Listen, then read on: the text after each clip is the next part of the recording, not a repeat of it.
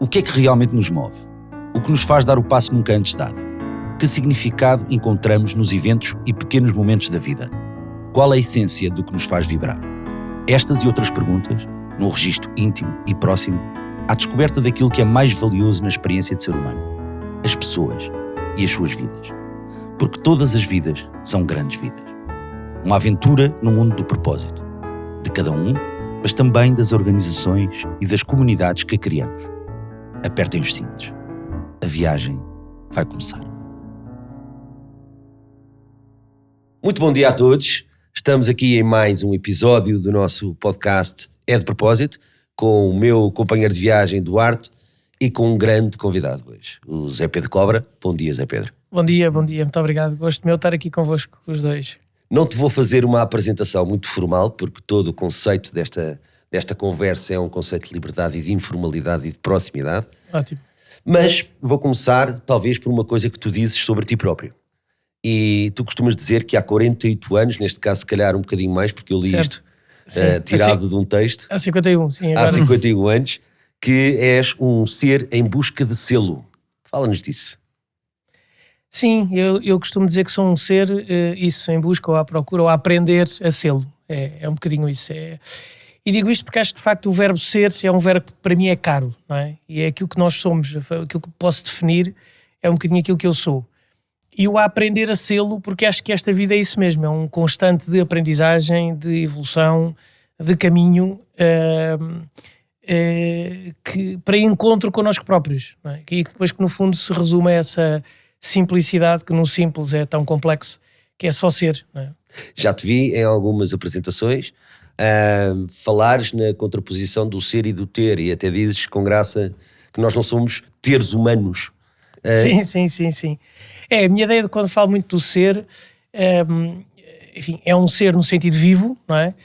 Mas ao mesmo tempo esse ser, há uma definição muito gira de um padre indiano chamado Anthony de Mello, é um tipo fantástico, vale a pena procurar por ele, com quem tenho aprendido imenso, e ele diz que ser é a relação que eu tenho com aquilo que eu tenho, e portanto não tem a ver com o que temos, mas com a relação que temos com aquilo que temos, não é? Ou seja, se tenho muito, se tenho pouco, se tenho quem eu queria, se deixei de ter quem eu gostava, se ainda não tenho aquilo que me faz falta, ou que eu acho que me faz falta, como é que eu lido com esse ser, não é? Portanto, o ser é a relação que vamos conseguindo ter com aquilo que temos ou que não temos, não é?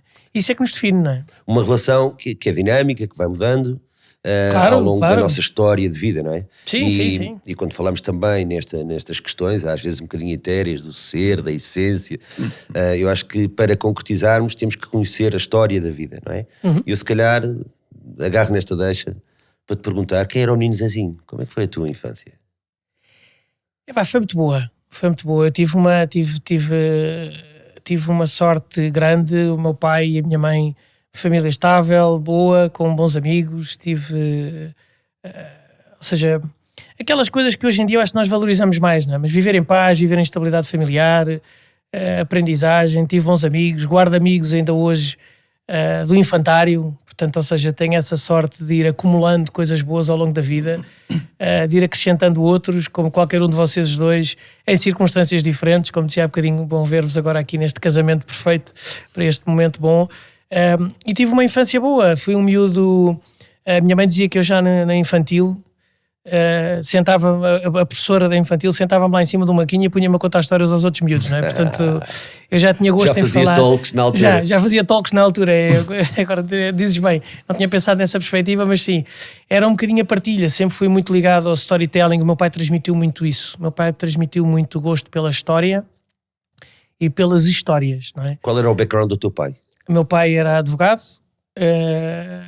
O pai dele, portanto o meu avô, era uma pessoa muito humilde, veio para Lisboa muito cedo, com a mãe e 3 irmãs, portanto para alimentar. O pai dele tinha morrido, ele com 12 anos estava a trabalhar para alimentar a família, portanto outras coisas que eu não tenho a mínima noção sequer o que isto é, mas portanto um homem muito trabalhador. O meu pai ganhou muito isso dele e eu depois herdei do meu pai esse conceito do trabalho. Mas depois o meu pai foi um homem de cultura, um homem de mundo, um homem com uma capacidade incrível e que me transmitiu muito essa vontade, essa sede de aprender, lá está, da cultura, das viagens, do mundo, e portanto depois eu sempre gostei muito disso. E desde muito cedo tive essa ideia, que o meu pai também fazia, que me fascinava, de partilhar com os outros as coisas que se iam aprendendo, não é?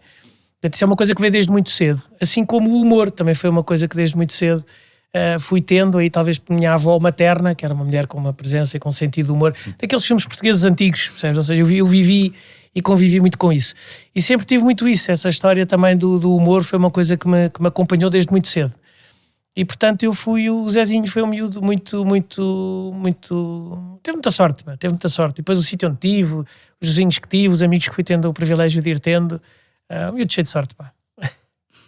Zé, acho que te conheci a primeira vez numa talk que vi tua online do Tira Swift. Sim. Andava ali nos meus tempos universitários, que me portava lindamente, era um tipo... Certo, exato, impecável. Impecável.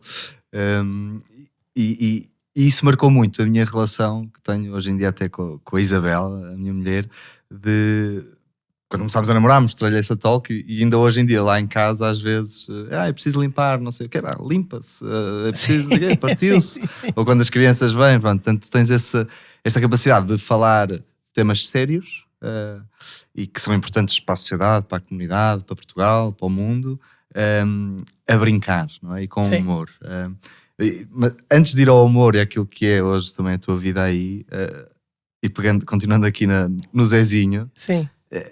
E já disseste que contavas histórias na infantil, tu eras o palhaço da turma? Ou... Não. Não? Não.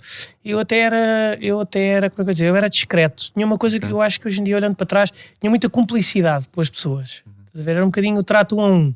Estás a ver? Eu com o Paulinho, eu com o João, eu com o Pedro.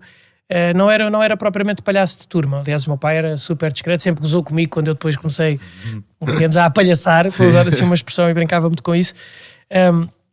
Não era propriamente o palhaço da turma, isso não era, até porque era bem comportadinho, era o menino Zezinho, era o Zezinho. Normalmente nas anedotas o Zezinho não é bem comportado. Sim. Mas eu era.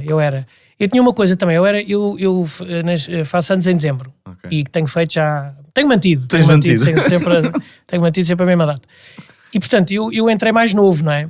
E mais pequenino, mais franzino, e há alturas onde isso faz muita diferença. E eu acho que isso foi uma coisa que também me marcou, isto é um bocadinho aqui uma psicologia, mas pensar um bocado a ideia de como é que nós interagimos uns com os outros, não é? Eu não era pela força, não era por ser aluno brilhante, não era por ser o palhaço da turma, e portanto eu precisei sempre, acho que até talvez uma questão de necessidade de ter uma boa empatia com as pessoas, não é? Porque todos nós estamos a sobreviver, não é? Portanto, uns sobrevivem porque brilham, outros porque são mais fortes, outros porque safam por isto ou por aquilo, ou porque têm alguma coisa para dar aos outros.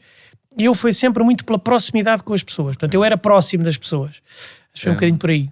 Então, e como é que surge isto do humor na tua vida? Não é? Qual é a primeira vez que te metes em cima de um palco ou à frente de um microfone para contar anedotas ou para...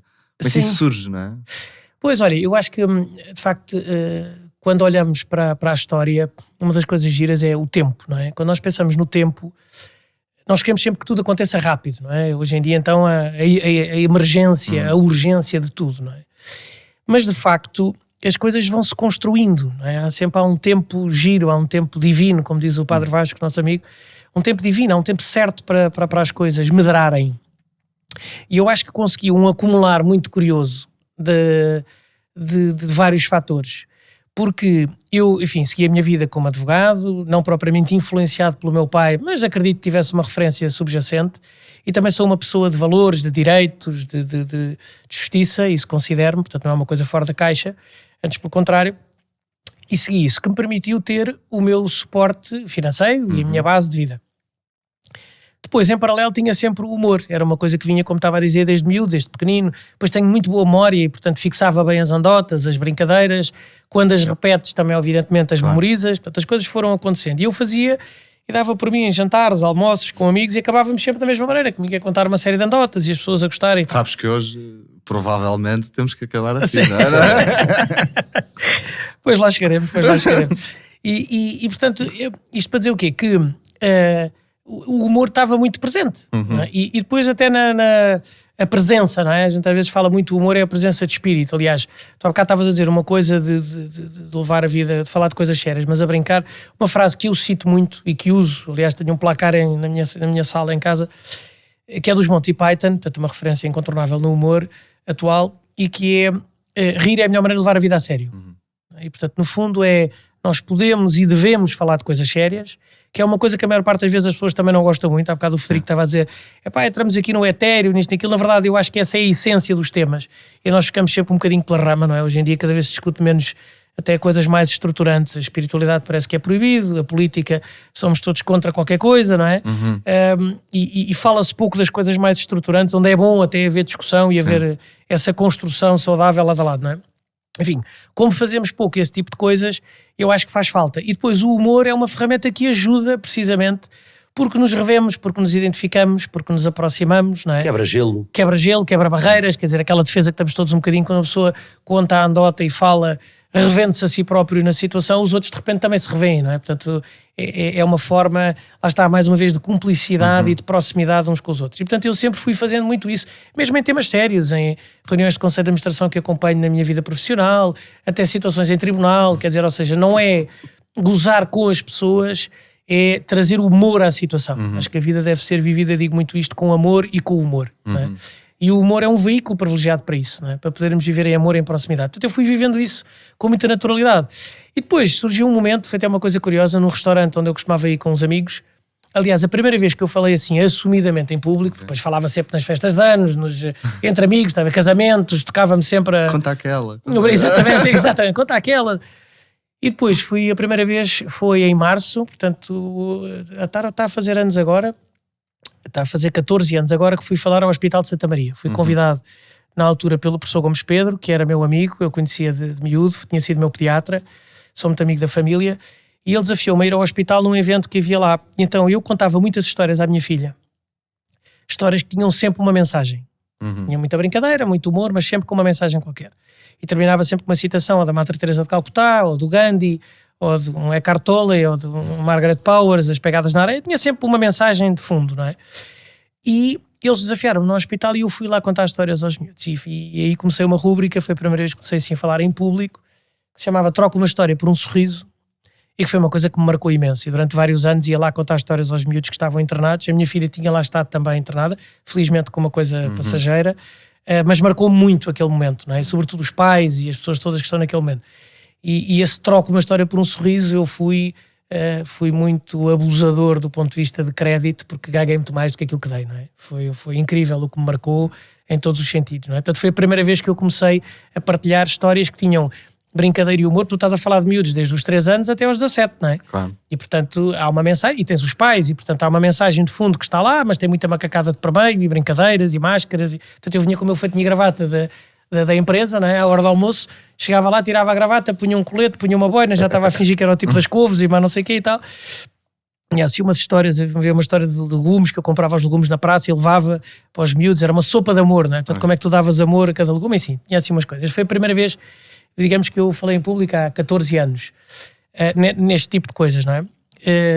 Ou seja, assumidamente públicas, não é? Porque havia as outras que eu te dizia que conta lá esta, ou anda lá tu falar, ou tu é que tens jeito, pronto.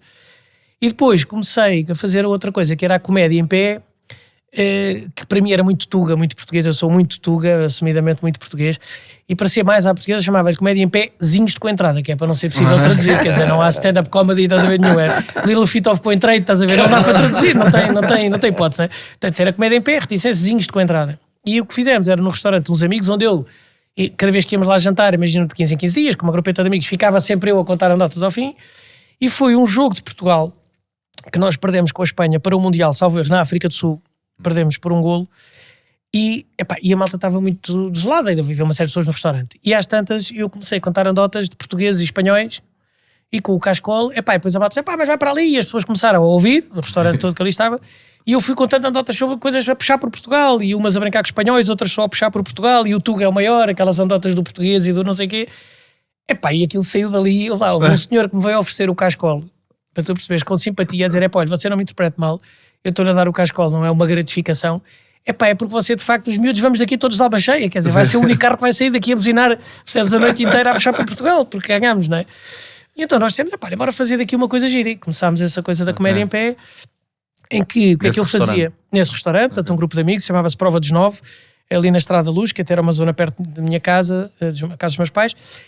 E o que é que nós fazíamos? Era, as pessoas davam X pelo jantar, imagina, 10 euros, 15 euros, o que fosse, ou 15 euros, e depois davas mais 15 para solidariedade. para ajudar alguns dos projetos onde eu estava envolvido, o Centro de Apoio ao Sem-Abrigo em Lisboa, o CASA, a Associação das Crianças de Santa Maria, começámos por esses dois, e depois uma série de outros que foram sucedendo, não é? E depois chamaram-me a certa altura para ir fazer uma talk, o Miguel Munhoz Duarte, o nosso amigo também, no Ignite, portanto foi a primeira vez que eu falei depois assim dessas de internet, chamemos assim, de divulgação, foi o Puzzle, falar sobre o Puzzle, somos uma pecinha do Puzzle, ser. Sim, aquele ser. Foi 15 de dezembro de 2010. E foi giro. Portanto, aí depois foi um disputar, depois foi esse do... Houve vários, não é? Depois de várias talks. Mas portanto eu diria, a primeira vez assim em público até foi nesse modelo do hospital, é uma coisa que guardo com um carinho muito especial. Fui lá durante muitos anos e fiz pessoas muito especiais na minha vida que ficaram lá, ou que foi lá que eu as conheci. Depois a prova dos 9 foi o humor e portanto esse tipo de coisas giras com eventos que de vez em quando vou fazendo com amigos. E depois essas talks, e depois dessas talks estarem disponíveis, começaram-me a convidar para as empresas. Pronto, foi em 2011. E nunca mais paraste? E depois sim, depois tem sido centenas de eventos em sítios giros e tem sido uma coisa muito gratificante, muito bom. Eu acho que essa tua vida a partir desse momento foi muito rica, foi onde eu tive a oportunidade de começar a ouvir-te e a seguir-te como fã e depois como amigo. Certo, privilégio meu. Mas tu falaste aí de um tema que se calhar vamos voltar um bocadinho atrás, porque se esgotamos a tua história até agora, depois acaba o podcast. Sim, claro. Não, falaste aí de um tema, primeiro referiste essa cumplicidade que tu desenvolves com as pessoas e no fundo, que eu acho que também tem a ver com o ser, mas com o estar. Ou seja, dares não é o tempo, é o tempo de qualidade, é realmente estares. Sim. Estares para ouvir, estares disponível, falaste disso. Depois falaste também na questão de ir a fundo nas coisas, de ir à essência das coisas. A pergunta é, quando falamos em propósito e significado, ou o significado que conseguimos encontrar na vida, nas coisas que fazemos na vida, acha que existe uma correlação entre esta dicotomia superficialidade ou rama e aprofundamento, de tal forma que ir a fundo é ter mais significado? Não tenho dúvidas nenhumas. Quer dizer, eu acho que... E até acho uma coisa curiosa. Ontem falava com a minha mãe e tivemos uma conversa ótima e estávamos a dizer o ir a fundo não significa necessariamente ir a fundo. Agora vou usar... As pessoas são as mesmas. Ir fundo, vou corrigir, ir fundo não significa ir a fundo. O que é que eu quero dizer com isto? Ir fundo depois não significa mergulhar ou ir depressa. A maior parte das vezes, para ir fundo, não vamos a fundo. Não é duas mudanças abaixo. Às vezes acontece quando temos uma porrada grande na vida, não é? Problema de saúde, uma relação que termina, um familiar que desaparece. Isso aí são pancadas que nós levamos, não é? E às vezes são mesmo a fundo porque é de repente, não é? Mas outras vezes não é isso, não é? O ir fundo, que era um bocadinho isso que eu dizia, e fizeste bem depois deste meu resumo, dar um bocadinho atrás, o ir fundo leva o seu tempo. Por isso é que eu falava desta questão do tempo divino, não é? Eu tive um princípio de esgotamento e de depressão muito cedo, tinha 27 anos, estava a trabalhar no escritório na altura, dando muito. Lá está, a minha forma de ser e de estar e estar, eu gostei da tua expressão quando disseste isso, que esse estar torna-se precisamente a tal relação que eu tenho com aquilo que eu tenho. Né? Portanto, o ser é a forma depois como estás. Estás sereno, estás presente, estás com o outro e recebes do outro. Tenho recebido imenso, muito mais do que aquilo que dou. Portanto, é preciso um bocadinho essa profundidade. Eu, quando tive esse escutamento, aquilo que foi a pergunta que me surgiu na altura foi perceber, porque nós levamos a vida muitas vezes a acumular. Isto é, então o que é que fazes na vida? Olha, eu faço isto, a gente vai acumulando, não é? Eu costumo carregar as caixas de piano, como dizes no... Sim. As coisas vêm aparecendo e nós carrega mais uma e tal, põe mais outra. E nós vamos acrescentando à nossa vida, não é? E agora já temos emprego, e agora tenho carta de condução, já conduzo, e já faço mais viagens. Eu lembro perfeitamente na altura em que as minhas noites e as vossas deviam ser uma coisa parecida, eu dizia à minha mãe, vou até lá abaixo. E eu ia até lá abaixo, era ir ter com os meus vizinhos, ainda hoje são amigos de vida, mas era ir até lá abaixo. E depois perguntava, o que é que se passou? Não se passou muito. O Sporting e o Benfica gozaram uns com os outros, a seguir o tema acabou, e às vezes estávamos só. Eu lembro-me de estar só, estava um conjunto de putos sentados, havia sempre o gozo de um e do outro, mas era só isto. E depois vamos acrescentando coisas, felizmente, a vida vai se tornando mais interessante, nós vamos ganhando mais capacidade para muita coisa. Como eu costumo dizer, nós a certa altura na vida é como se tu tivesses, imagina, os bebés estão bem porque é como se tivesses 50 pontos de energia para gastar em 10 coisas de 5 pontos. Bate sempre certo. Quer dizer, o gajo chega ao fim, está tudo perfeito. Não é? Exato. Há uma altura na nossa vida, ali teenagers, princípio dos 20 anos, não sei o quê, onde tu até tens mais capacidade do que aquilo que gastas. Mas depois, a certa altura, os 25, os 30, um tipo já tem para aí 300 pontos de capacidade de energia. Estou a chamar isto só para facilitar o raciocínio. E a vida começa-te a puxar aos 320. O que é fantástico que assim seja? Porque normalmente as pessoas dizem, pois, uma aceleração. Não. Não é para mudar o ritmo. É para perceberes que tens que escolher. Que é uma coisa que nós raramente fazemos. Traz-nos a responsabilidade da escolha. Pelos resultados nas nossas vidas. O que é que eu quero? E aí aparece um conceito que tu estavas a dizer, que é um título deste nosso podcast muito bem escolhido na minha leitura, porque é uma palavra que eu falo há muitos anos sobre ela, que é o propósito, não é? E o que me levou nessa altura a dizer foi, se eu não consigo fazer tudo, porque eu queria continuar a fazer tudo, escritório entrar às 8, que entrava o meu amigo, eu chamo-lhe de Big Brother, ele entrava às 8 horas, eu gostava de estar lá às 8, mas depois vinha ter com a malta da rua, ainda estavam os putos, uns que ainda estavam a estudar, ainda bebiam uns copos até às 3 da manhã, quer dizer, a gente acha que encaixa tudo, não é? E começa a ser aquele famoso saco-cama que a gente quer meter dentro e salta para a esquerda ou para a direita, não é? Porque ele não cabe lá dentro, não é? E portanto, quando nós olhamos para isto, começamos a perceber que é preciso escolher o que é que eu quero pôr dentro do saco. E às vezes pode ser em fase, olha, nesta fase é isto que eu escolho, naquela é aquele outro. E nós desresponsabilizámos-nos disso, não é? Para dizer, o que é que és que eu faço? É a minha mãe, ou é o emprego, ou é o trabalho, ou são os miúdos. Parece que a vida é gerida por todo um fora, não é?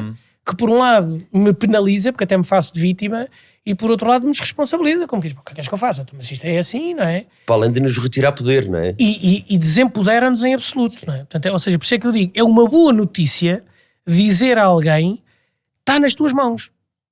E é uma coisa que normalmente a gente abre, não é? Por isso é que no Tira-se o IFAN, estava a dizer há bocadinho que eu brinco, são com os traga-se, o fez-se, resolve-se, trata-se, não é? Não é trata-se, é tirar o IFAN, é trata-se eu fizer alguma coisa.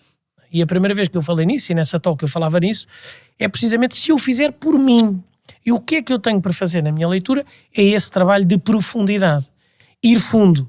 Pois o ir fundo não é necessariamente ir a fundo, que é outra coisa que nós queremos, que é vou fazer um workshop no fim de semana e segunda-feira estou fresco, nem uma alface impecável, já tenho a minha vida arrumada, não é? Quer dizer, ou seja, não, not gonna happen, não é? Quer dizer, não vai ser assim. Sim, não é pata a fundo, é ir fundo, mas não é pata a fundo. Exatamente, e portanto pode ser determinado, porque acho que deve ser, e devemos ter este painel de fundo, este pano de fundo muito importante.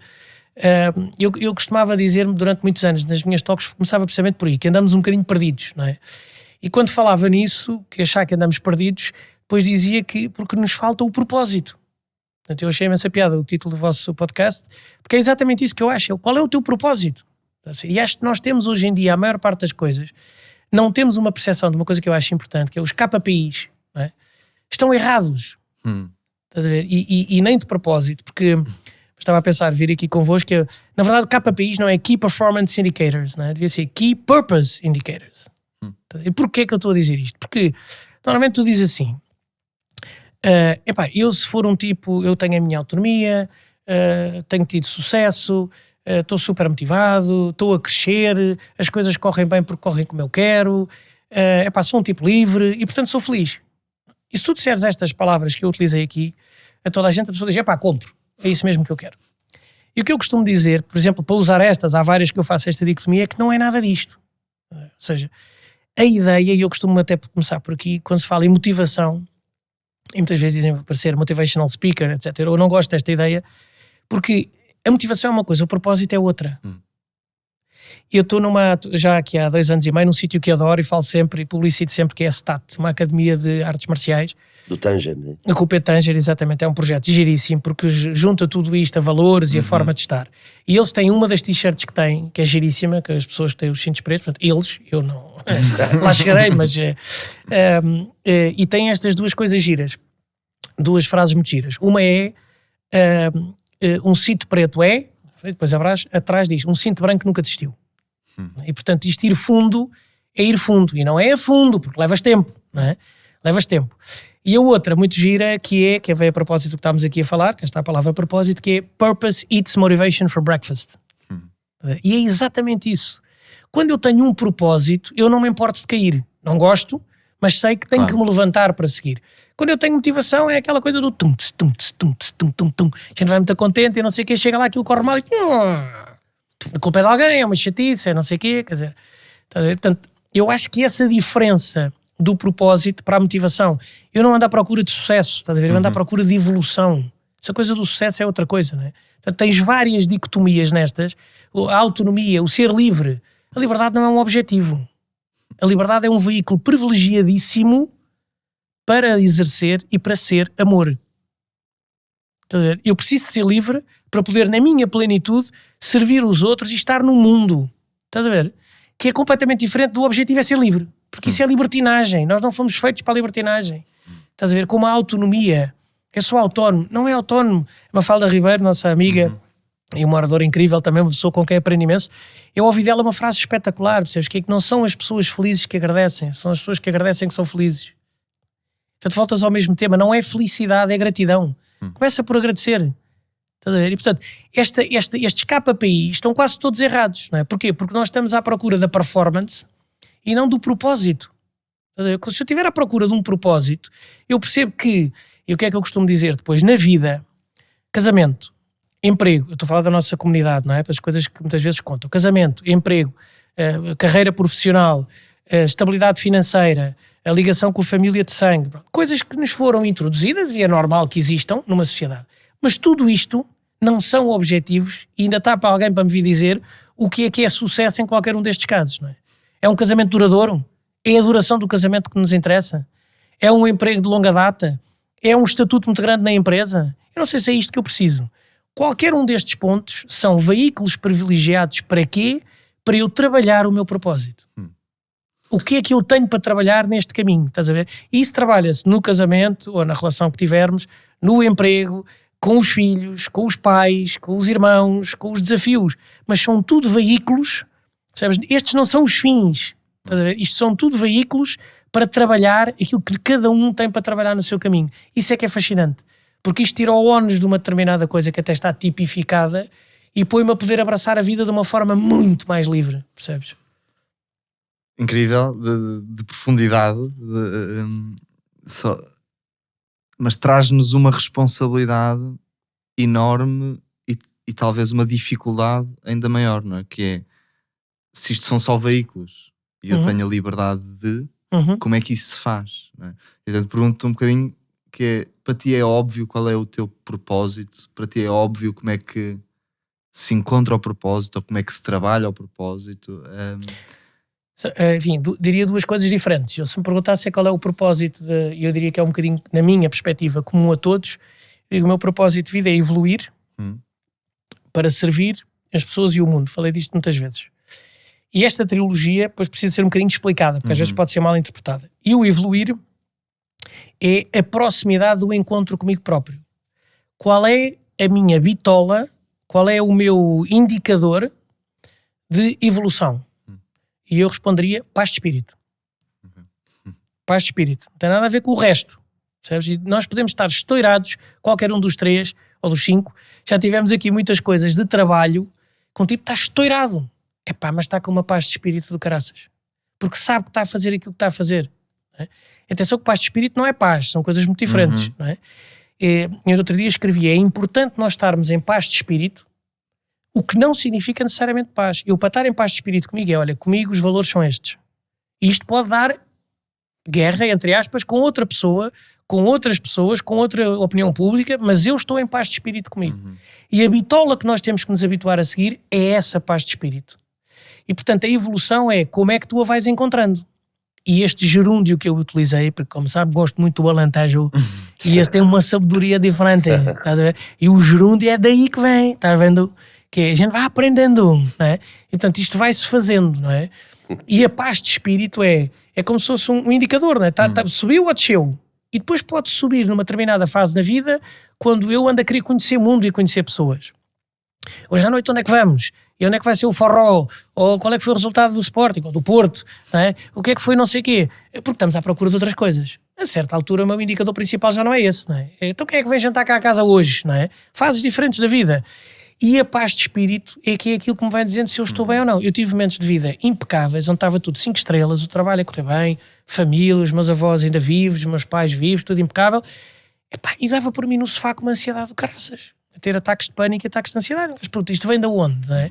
Alguma coisa aí tens um indicador que não está bom. Este não se vê nas análises.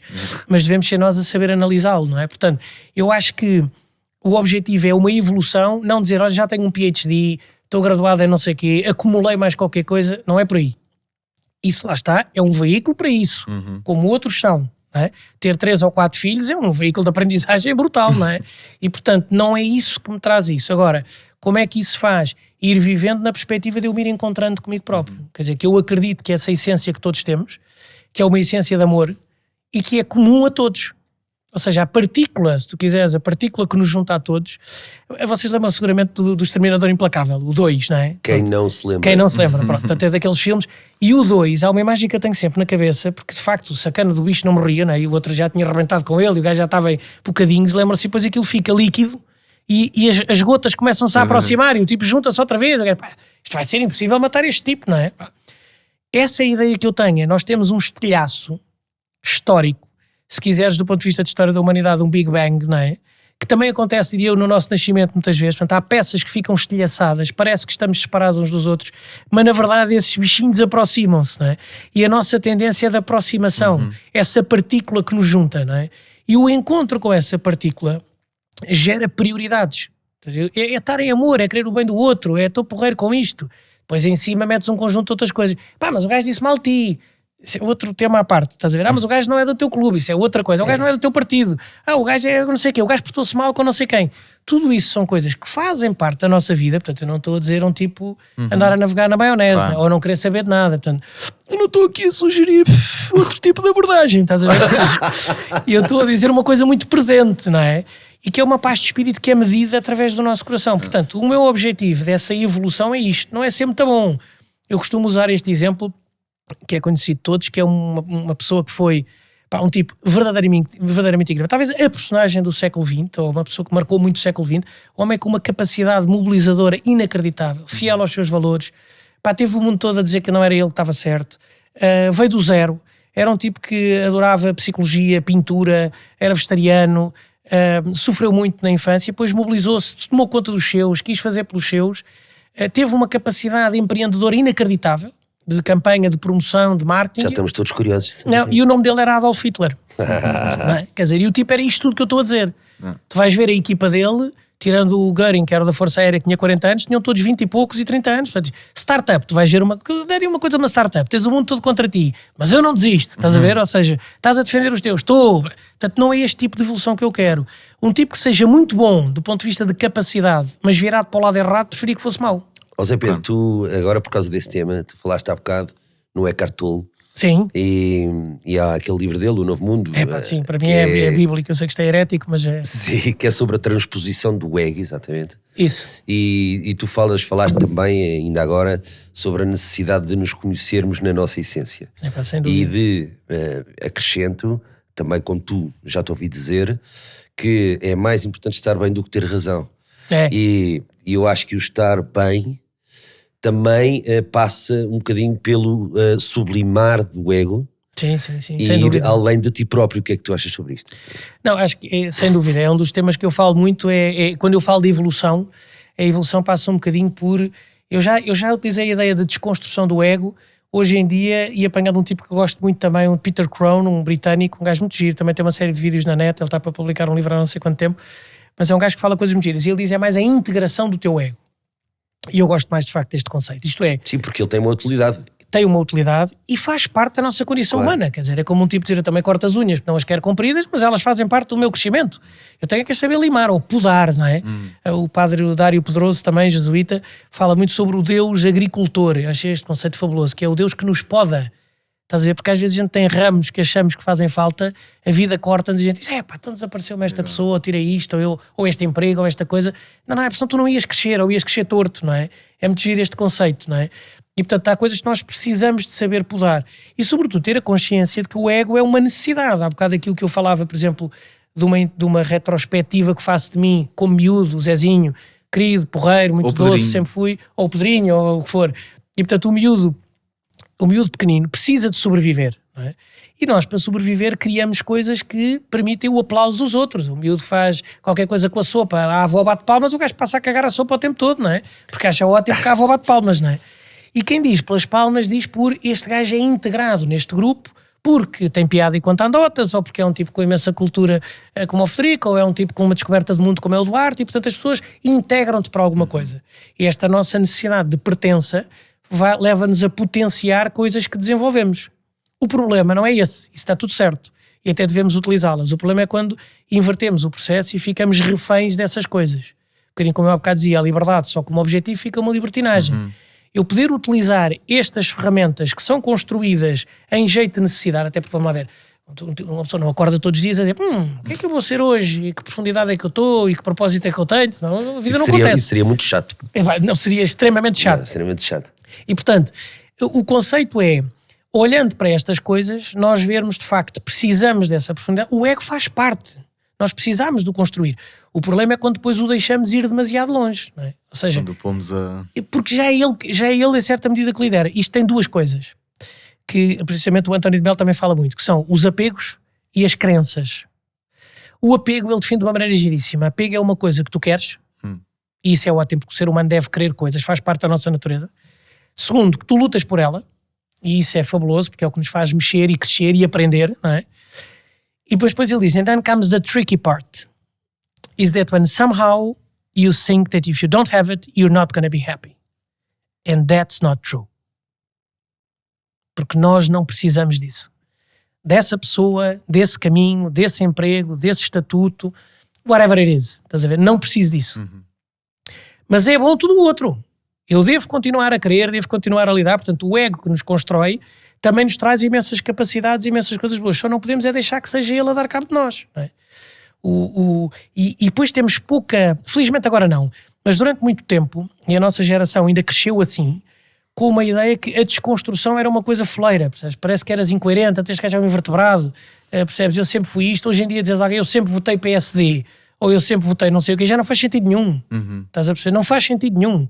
E o que eu quero dizer com isto é porquê? Não é ser vira-casacas, porque depois vinham estas coisas, a gente éramos todos talhados com isto, então casou, agora descasou, agora tem este, agora tem aquilo. Pá, isso é só a vida a acontecer. Quem é que me diz a mim que isto tinha que ser de outra maneira? E aqui chegamos às crenças. Por isso eu digo, o apego, tu vives no ter, né?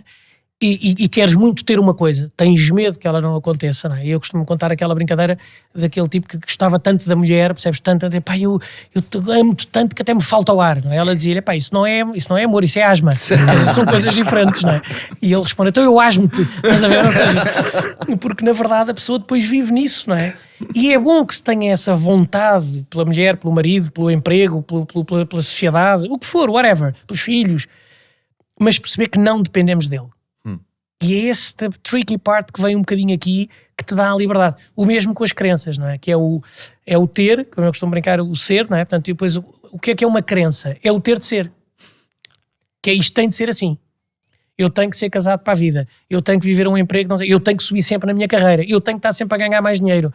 Eu fui das primeiras pessoas, dos meus amigos que conhecia, a vender uma casa, já aqui há uns anos largos, há 20 anos, vendi uma casa mais barata do que eu tinha comprado. Portanto, perdi dinheiro. É? Durante muitos anos, esta nossa geração, eu compro, vendo, toda a gente ganhava dinheiro com tudo, até evidentemente depois estourar, claro, como tinha que estourar, quer dizer, não é suposto ser assim, não é? E portanto, tu fazeres um downsizing da tua vida, ou andar para trás, eu tinha uma casa com piscina no topo, com não sei o que eu tenho, não preciso da piscina, nunca lá fui, não é? Como calculas, portanto, não é isto que nós precisamos, isto é errado, isto é andar para trás, percebe? Portanto, são essas crenças que se desconstroem, como, com abstração, fazer esse trabalho, meditação, oração, serenidade, estar, como o Frederico dizia há bocadinho, como é que eu estou, não é? Estar mais presente e depois viver isso dessa forma, de facto, de desconstrução num conjunto de coisas. Qual é a bitola? Paz de espírito. Ouve-te a ti próprio. Pegando no teu ter de ser, ao bocadinho quando falavas do teu propósito, não é? O eu, a minha liberdade, para servir a evolução, para servir os outros, não é? Certo. Não achas que podemos cair muito nesta tentação, e também porque fomos educados assim, neste framework de ter de ser, de temos que servir os outros, não é? Quer dizer, tu falavas da tua infância de, pá, eu recebi tanto, só tenho a agradecer, não é? Tipo, que sorte que eu tive, da família que tive, do sítio onde nasci, etc, etc. Eu só tenho agora é que retribuir, não é? E quão disto pode ser uma crença e quão disto também não nos pode estar a consumir. Sim. Porque nos anulamos, não é? Pode, e por isso é que eu dizia que os 3 pontos que eu dizia há bocadinho, servir, depois o servir é uma palavra que eu gosto, mas que pode ser mal interpretada precisamente por isso. E servir não é ser servi-lo. E não é um sentido de eu estou a pagar uma dívida. Eu sou, na minha interpretação, eu não sou católico, mas utilizo muito a palavra Deus, que simplifica imenso, não é? Eu que há uns anos fiz um retiro em 2008, um retiro que marcou a minha vida, e estava no fim a dizer a um alemão, quando estávamos, isto foi na Alemanha, e eu estava a dizer que sou um tagarela, como vocês sabem, e ia falar de muita coisa, e dizer, actually there's a kind of oneness, a sort of universality, something that gets us all together, it's an energy, and at the same time, each one of us is unique, so it's amazing, it's a sort of a force, it's a... E o gajo com uma grande calma diz-me assim, why don't you call it God, make it simple. Fabuloso, não é? Quer dizer, não vale a pena estares a navegar na maionese, porque... E depois ajuda imenso para uma oração, para uma coisa, usar a palavra de Deus ajuda imenso. Depende de onde estás a falar, não é? Depende, certo. em certos contextos geográficos pode não ajudar. Pode não ajudar. Mas no fundo vai tudo lá parar. Eu acho que essa palavra tem a sua universalidade. Mas dizia eu que, quando nós olhamos para isto, eu também sou uma criatura de Deus. E a minha primeira obrigação é cumprir-me. Para quem acredita neste sentido, e eu agora até posso pôr isto num sentido meramente científico. Somos energia, vimos no mesmo Big Bang, como eu falava há bocadinho, que podes chamar Deus ou o que tu quiseres, e dentro desta explosão há essa energia. Eu tenho que cumprir essa energia em mim. E essa energia, isto é a minha experiência, bem vista, bem trabalhada na tua essência, isto pode parecer paradoxal, é tu não andes cá fora atrás do que dizem os outros. Faz o teu trabalho.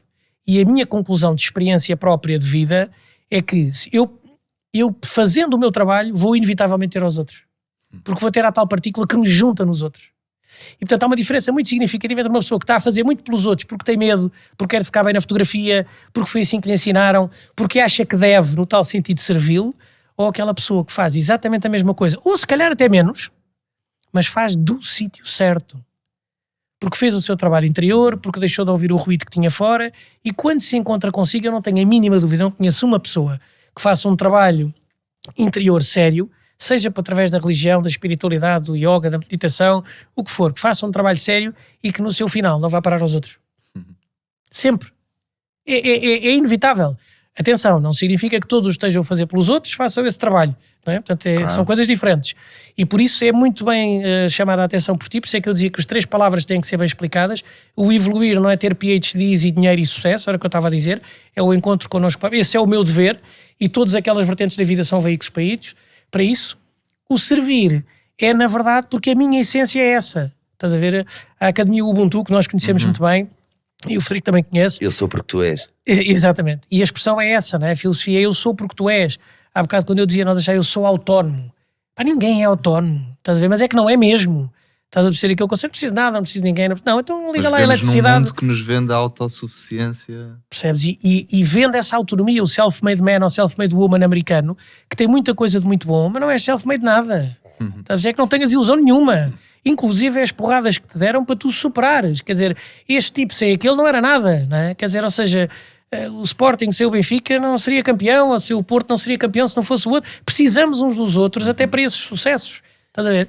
E essa noção é extremamente importante. E portanto, quando eu digo servir, e depois é servir as pessoas e o mundo, que era o que eu dizia, não é servir uma causa qualquer que vai atrás de outro tema, não é? E quando digo pessoas e mundo, lá está, porque essa é a nossa natureza. E o servir é uma coisa que te preenche. Não tens uma pessoa que não trabalhe no sentido da tarefa, não estou a falar de emprego. Emprego e trabalho são coisas diferentes. Há muita gente empregada que não trabalha e há muita gente a trabalhar que não tem emprego. E uma pessoa que trabalhe tem gosto, tem brio. Se eu chegar ao pé e dizer, Frederico, dás-me aqui uma ajuda numa coisa, a reação da pessoa, o que é que tu precisas? Logo. O instinto. Pois pode ser uma grande astúcia, para onde este gajo meteu. Mas isso é outra conversa. Mas o nosso instinto é esse. Nós somos feitos para fazer. Para usar agora esse conceito, não é? Zé Pedro, epá, deixa-me só dizer-te aqui uma coisa, eu acho que isto está a ser um banho de conceitos, não é? Porque, e é engraçado esta contraposição de sempre que tu fazes para explicar um conceito, dás um outro que não é, e isso é uma forma que torna clara a coisa. E há aí um conceito que me ficou, do exemplo do padre que tu deste, da poda, ou seja, da forma como as adversidades e os erros nos moldam e nos orientam para aquilo que precisamos e não necessariamente para aquilo que queremos. Sim, exatamente, é isso mesmo. E portanto, no sentido bem. Aprendi bem. No sentido portanto, de uma integração na nossa vida. E voltando aqui ao tema da saúde mental, que é um tema fortíssimo, que me preocupa bastante. Preocupa-me não só porque eu acho que é o grande problema do século que vivemos. Sem dúvida, para mim também já vem de trás. Isso, aliás, está em estudos em todo lado. Mas há uma parte da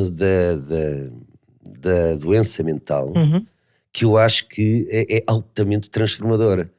E integrando esta lógica da poda e usar as adversidades para crescer, eu tenho conhecido muitas pessoas que usaram a sua situação de falta de saúde mental para dar um salto quântico na sua vida. Isso aconteceu contigo? Sim, isso aconteceu comigo nessa altura, quando eu disse que tinha 27 anos, e aconteceu isso precisamente por isso. Eu percebi que tinha que escolher. E foi nessa questão da escolha que depois surgiu a lógica da... Então vou escolher. Então qual é o critério de escolha? Escolher para quê? Não é? Com que base? O que é que me diz que está certo ou que está errado?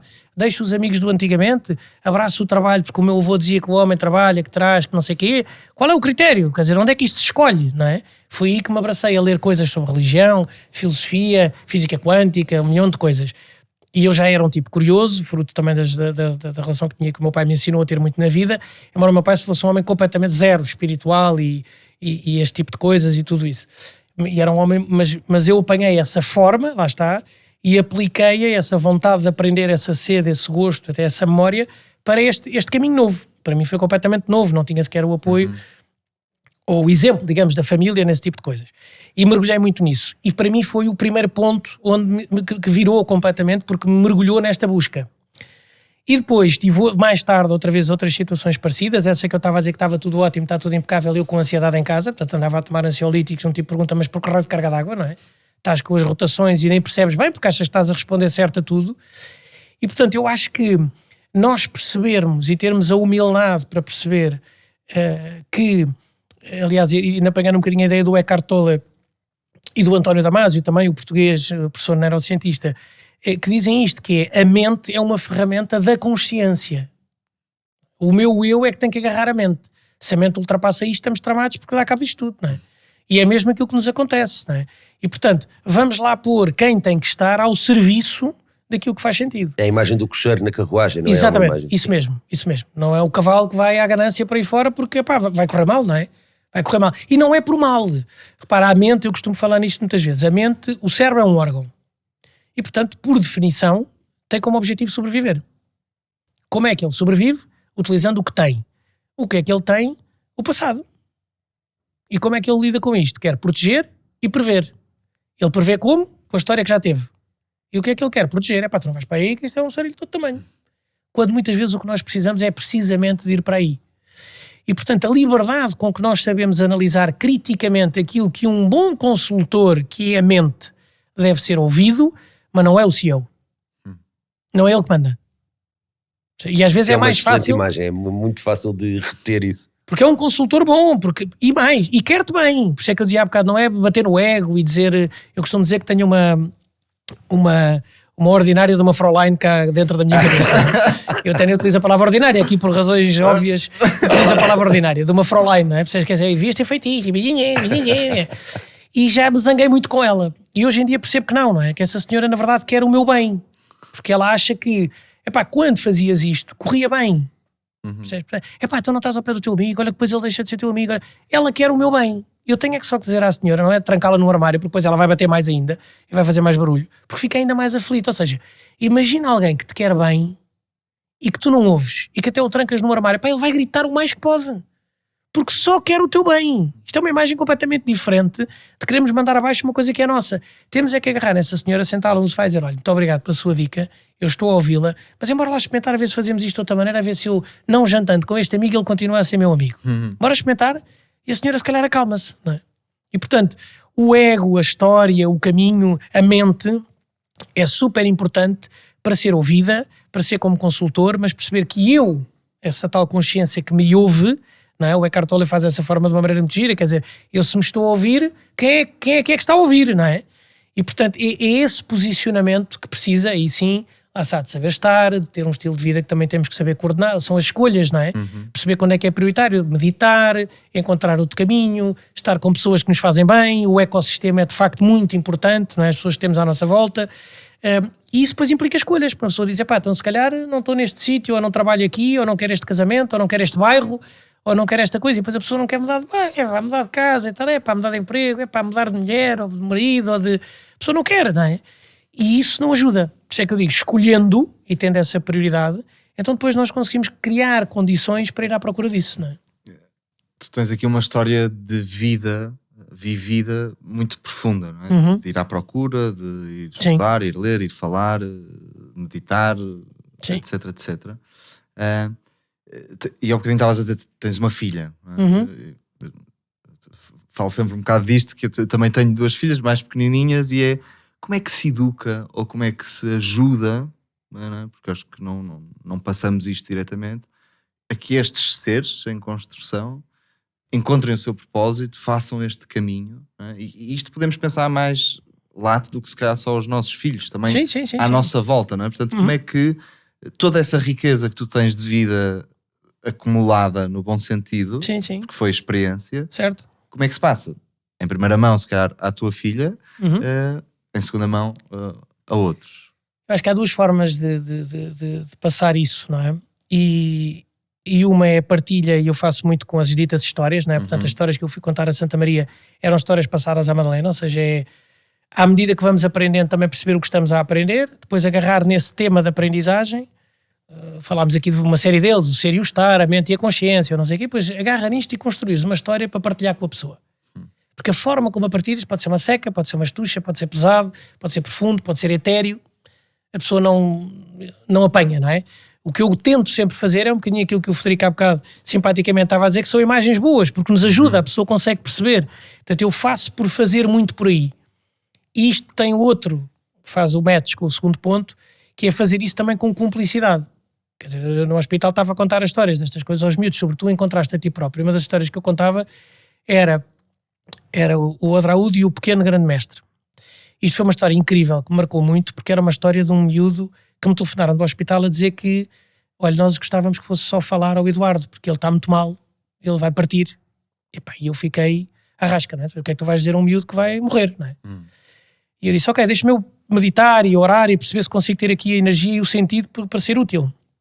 E quis abraçar essa missão, lá está as escolhas, e meditei durante 2 ou 3 dias e fiz orações e encontrei uma história.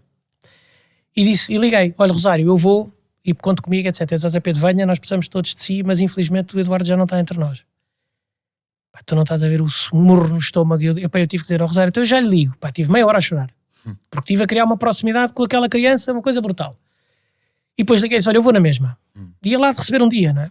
Isto para dizer o quê? A história era contada como o Odraúd e o Pequeno Grande Mestre era um ser que não sabia o que era. E que se queria encontrar a si próprio. E que se cruza com um mestre, é? Que ele chama de mestre, mas é um tipo velho, com um trapo, com os óculos partidos, com um ar até coisa. Mas ele tinha um brilho nos olhos, que pá, você tem uma coisa que eu não tenho. E eu vejo que você tem uma serenidade, tem uma paz de espírito, está bem, você está bem. E a propósito disto, não deixar de usar, que eu estava a falar sobre as crianças em particular, não deixar de usar os termos como eles são. Depois podes pôr a metáfora ao lado. Eu agora disse paz de espírito, porque eu usei o termo paz de espírito. Claro.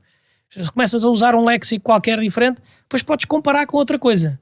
Mas não deixes de dizer o léxico, até porque a criança percebe o que é que estás a falar, não é? E eu fazia muito isso. E portanto a história era esta. E ele vai à procura e ele diz, pá, tu tens que te encontrar a ti próprio. Ele vai à procura com os outros animais. Depois eu tenho uns chapéus de animais na cabeça, com a vaca, com o porco, com não sei o quê. E diz, olha, já fui ver os outros todos, não sou igual a nenhum. Ele diz, mas não é para seres igual aos outros. Tu tens que ver o que é que eles fazem. Então ele ia outra vez e depois tentava dar leite como a vaca não conseguia, tentava pôr um ovo como a galinha dava um pum, esta parte os miúdos adoravam, como calculas, e portanto ele dizia, não consigo. E ele disse, tu não percebeste o que eu disse. Fazer o que os outros fazem não é fazer igual a eles, o que eles estão a fazer é ser eles próprios. Portanto tu tens que olhar para ti próprio. Então o que eu fazia na história no hospital, eu desmontei o espelho da barba, lá da minha casa, e trazia um espelho. E é pôres a palavra ao Odraúd ao espelho da Eduardo. E portanto o que eu quis para aquele miúdo foi que ele se encontrasse com ele próprio e que fosse em paz com ele próprio, estás a ver? Fosse no seu caminho feliz com ele, estás a ver? E portanto, fazer esta dicotomia, pois o Odraúd e o outro era pequeno, grande mestre, dizia, era pequeno, mas era muito a Gandhi, e mostrava-me uma imagem do Gandhi, que era o tal velhote com o óculo partido e com não sei o que não dás nada por ele, que tinha o brilho nos olhos, porque tinha uma frase que dizia, só aceitarei um tirano no mundo, que é a pequena voz silenciosa do interior. E portanto, este encontro contigo próprio, não é? Portanto, era um bocadinho este tipo de histórias que eu ia fazendo e fazê-lo depois de outra forma, como eu estava a dizer, a cumplicidade é transformares uma história grande desta forma, mas a cumplicidade também aqui com o exemplo. Porque o exemplo da cumplicidade, na minha leitura, é um exemplo que é vivido a dizer, o pai também chora. O pai também não sabe. Estás a ver? O pai, e eu sei muita coisa, tenho, enfim, para ser presunçoso, mas sabes que sou, eu gosto de cultura e de coisas, e os miúdos todos à minha volta, a Madalena, os filhos de namoradas que eu tive, que tenho uma relação especialíssima para a vida, e os miúdos ligam-me a pedir coisas, e pá, eu tive 5 a história, e filhos de amigos meus, e as pessoas contam, e etc. E ligam por muita coisa. E eu sempre fiz questão de dizer à minha filha, Madalena, o pai tem mais de 30 anos do que tu. Não te esqueças disso. Claro. Portanto, vai fazendo, vai caminhando. Acumular. E também tropeço. E também me enganei. E sabias que o pai teve uma negativa à francês do não sei o quê. Eu gosto de contar estas histórias, não é? Tal como gosto de falar às pessoas que tive o esgotamento quando foi do... Gosto, quer dizer, percebes o que eu quero dizer? Para se perceber, porque isso resulta de cumplicidade. Somos todos muito mais iguais do que aquilo que a pessoa pensa. Não é? Isso é muito bonito ver. Zé, e essa questão que tu falas de uma fonte importante de aprendizagem ser pelo exemplo e pela contemplação, no fundo, de qual foi o teu processo para conseguir a tua paz de espírito e por aí fora... Quem é que foram os teus exemplos? É giro, porque sabes que eu tenho, eu diria, tenho muitos amigos muito bons. Muito bons. E tenho assim três blocos, eu vou utilizar a expressão assim. Tenho uma conjugação genética, que te vou explicar rapidamente, que foram, na verdade, exemplos e até genéticos, uns que é mesmo vêm pelo sangue. Depois tenho um outro fator que é um fator histórico. Eu gosto muito de personagens históricas, gosto muito de as usar, gosto de fazer histórias à volta deles. Eu convivo muito com estas personagens. Eu, quando preparo uma talk, tenho aí 100 livros à minha volta, estás a ver? E gosto de trabalhar com os livros todos à volta. E muitos deles são de personagens, são biografias. Portanto, eu fiz muita coisa com o Nuno Alves Pereira, tenho trabalhado imenso com o Gandhi. São pessoas com quem eu convivo, eu cumprimento. Aliás, eu abro as várias divisões da casa a cumprimentar as pessoas de manhã. Bom dia, Gandhi. Bom dia, sim, mas é muito. Malta, como é? Estou hoje à noite, rebelice e tal. Madre Teresa, chateaste-me tu este, aquele. Portanto, eu faço muito este tipo de brincadeiras porque gosto muito de ter estas pessoas presentes. Portanto, há essa referência histórica. E repara que eu estou a dizer histórica. Não é se o personagem é isto e aquilo, é a história que ele teve. Estás a perceber? Eu gosto de lembrar que o Gandhi era advogado, não é por eu também ser, mas era advogado, mas o que ele teve que passar para chegar onde chegou. Estás a ver? Ou seja, é a história, não é, que traz, não é este tipo é eliminado ou este tipo é bestial, não é? Portanto, as histórias dessas pessoas, do ponto de vista familiar, muito rapidamente é curioso, porque assim, a minha avó materna era uma mulher com um sentido de humor inacreditável. E eu tenho muito isso dela, o humor da presença, do momento, etc. O meu avô materno era Casa Piano, era um homem que adorava o mundo, foi em homenagem dele que eu fiz o projeto Apoiares e que eu ia falar às empresas e o dinheiro revertia para a solidariedade durante 13 anos, 100%. Já lá vamos. Certo, muito tempo sobre essas coisas, foi muito giro. Portanto, o meu avô Augusto Pérez era um homem, parecia o António Silva, percebes? Amigo, está bom, tudo bem, estamos embora, não tem nenhum. Nunca tirou a carta de condução e ia para todo lado com os amigos todos, percebes? E a minha avó dizia, então, mas Augusto, como é que a gente vai? Então vamos com o Duarte, então vai para o Porto. Mas tu perguntaste a ele, claro que quer, estamos agora havia de não querer, vamos todos, comemos um leitãozinho na milhalhada, vai ser uma maravilha. Portanto, ele vivia com uma irmandade com as pessoas que eu também sempre tive. Eu criei grupos de amigos, uma vez gozaram comigo, é verdade, mas isto que eu vou dizer é verdade, que eu criei um grupo de amigos dos tipos que eram do mesmo instrutor de condução. Percebes? Eu até fiz almoços com a malta, portanto eu tinha a malta da natação, a malta de todos os sítios onde eu andava, eu sempre tive esse gosto. Portanto, o meu avô era isto, ligado aos outros e esta vida social gira, pura, muito portuguesa, antiga. O meu avô paterno, que eu vos explicava há bocadinho, veio para Lisboa muito cedo, era a ideia do trabalho. Um homem honrado, um homem de trabalho, um homem não querer dever, não querer dívidas, não querer coisa, e portanto um homem reto. A minha avó paterna era um bocadinho uma mulher muito introspectiva. Sabes, muito espiritual, sempre muito doente, muito depressiva até, portanto era um lado, olha, estás a ver naquele filme do Divertidamente, há a tristeza, não é? E a gente tenta um bocadinho, olhas para estes quatro e diz, essa senhora se calhar podias deixar de parte. Não, mas é que ela é imprescindível para este quarteto, estás a ver? Porque faz parte, a tristeza, a angústia, porque é o que nos move também para outros sítios, não é? É o que nos percebe onde não estamos bem, é uma busca permanente e latente que está ali, portanto é uma personagem muito gira. Porque a minha avó era, uma pessoa passava na rua e dizia, então vou na Argentina, chamava-se Argentina, então como é que está? Como é que eu estou? Olha, primeiro, estou aflito dos rins, depois o estômago, depois o fígado, a pessoa já se ia embora, deixa estar, obrigado, não, venha cá, que ainda tenho mais coisas para lhe dizer, portanto aquilo era tudo um drama, não é? Mas na verdade tinha este lado espiritual, profundo, até enigmático, que junta um bocadinho este quarteto, não é? Depois o meu pai é de facto uma figura... enfim, vê-se, porque sempre que falas do teu pai, a tua expressão muda, aliás, mudou agora. Sim, muda e tenho muito presente, e a cultura, a forma de estar, tudo. Portanto, foi muito, muito marcante para mim. A minha mãe é uma presença diferente, muito gira, hoje em dia com uma cumplicidade muito grande, tenho vindo a aprender isso também nesse caminho, dessa forma gira.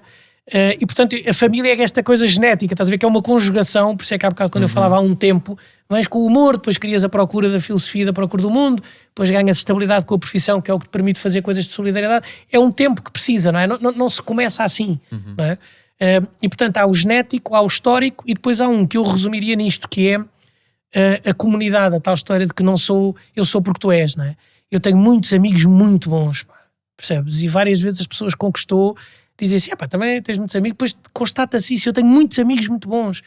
E já fui segurado ao colo várias vezes. E tu percebeste, estás mesmo no colo daquela pessoa, de um amigo, de uma amiga, e dizer assim, pá, e que bom poder estar neste colo. Com toda a humildade. Pegadas na areia, não é? Sim, exatamente. Exatamente, olha, boa, é isso mesmo, pegadas na areia. Eles levaram-me ao colo, percebes? E de maneiras muito diferentes. Às vezes um que te puxa para uma coisa, o outro que vai para não sei o quê, não é? Coisas até que é para as pessoas muitas vezes, e qualquer um de nós três já fez isso, e acredito que já viveu isso, que é para a outra pessoa até nem foi nada de especial, e nós já fizemos coisas com amigos que parece que não é nada, e depois um amigo diz, pá, quando tu me seguraste daquela vez, é que foi não sei o quê. É mesmo isso, não é? Portanto, e isso é muito, muito bonito, e eu tenho essa bênção disso.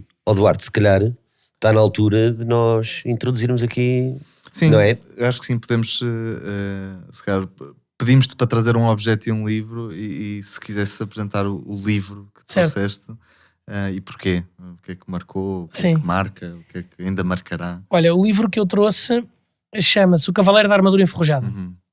É um livro muito pequenino, de um Robert Fisher, é um autor americano.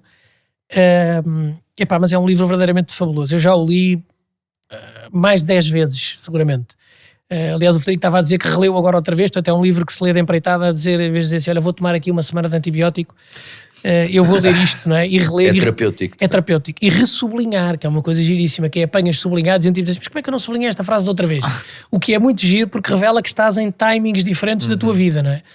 Ora bem, o Cavaleiro da Armadura Enferrujada é um cavaleiro que matava dragões e salvava donzelas, portanto ele é um tipo fabuloso, lá está o tal ego que ele foi criando, a bem, portanto está tudo certo, a sociedade aceita o fabuloso, só que certo dia ele chega à casa de estar sempre tão equipado, ou seja, tão com a armadura, que quer dar um beijo ao filho e não consegue tirar o elmo da armadura, não é? E portanto ele percebe que tem uma armadura que o impede de encontrar com aquilo que ele mais ama e com aquilo que ele é. E na verdade ele acaba a família separa-se dele e ele vai fazer um trajeto de busca de si próprio, e são as lágrimas, voltamos a um tema também para mim muito importante, que são as emoções, o poder viver isso, as lágrimas que ele chora. Até há uma frase muito gira no livro que é, não és de comiseração, não tenhas pena de ti próprio, chora o que tens para chorar, mas as de comiseração, eles depois dizem, essas não enferrujam, essas não ajudam a armadura a enferrujar, mas as genuínas é o que faz a armadura enferrujar, faz a armadura cair e o faz encontrar consigo próprio. E eu acho isto incrível, porque é uma constante na nossa vida, porque nós vamos pondo as ditas armaduras, mesmo para fazer o bem, mas depois estamos longe de nós próprios, não é? E portanto, ele até no princípio tem uma frase gira, diz, o cavaleiro fazia tanta coisa que às vezes conseguia correr em duas direções ao mesmo tempo. E eu acho que muitos de nós muitas vezes sentimos isto, não é? Lá está a tal história das escolhas, não é? E depois no fim tem uma frase lindíssima que diz, quase morri das lágrimas que não chorei. E portanto é isto, é o encontro contigo próprio, com a tua emoção, com a tua essência, que te faz na verdade que a armadura caia. Já agora, porque é um conceito que eu gosto muito, que é quando nós dizemos tem que resolver este problema, precisamente por causa da mente, a maior parte dos problemas, e este exemplo do livro também traz isto, é os problemas não se resolvem, dissolvem-se. A maior parte deles dissolvem-se, foram criados pela minha mente, pela minha cabeça, que é impossível terminar esta relação, que não posso sair desta cidade, que tenho que continuar a ganhar X, que não posso abraçar o projeto B. Fui eu que inventei isso tudo, o mundo está todo na mesma. Eu fiz um sarilho à volta de um tema destes, está a ver? E aqui é a mesma coisa, isto dissolve-se como? Com as lágrimas e com o encontro com si próprio. Não sentes que há muita gente que tem medo desse encontro? Eu acho que há muita gente que tem muito medo, eventualmente não só do que possa ver ou sentir, mas também de uma certa solidão. Se bem que, se nós virmos, há muita gente que considera a solidão como o ser inteiro. Porque quando nós estamos sozinhos, estamos inteiramente só nós ali. Sim. E portanto... Mas há um bocadinho, brinca-se muito com essa expressão. Sozinho e só são coisas diferentes, não é? Portanto, solidão e alone and loneliness são coisas diferentes, não é? E estar comigo, estar sozinho comigo, com Deus, com o encontro, com o que eu quero chamar, isso é muito positivo e super importante. E precisamos nos habituar. E nunca é estar sozinho. Nunca é estar sozinho.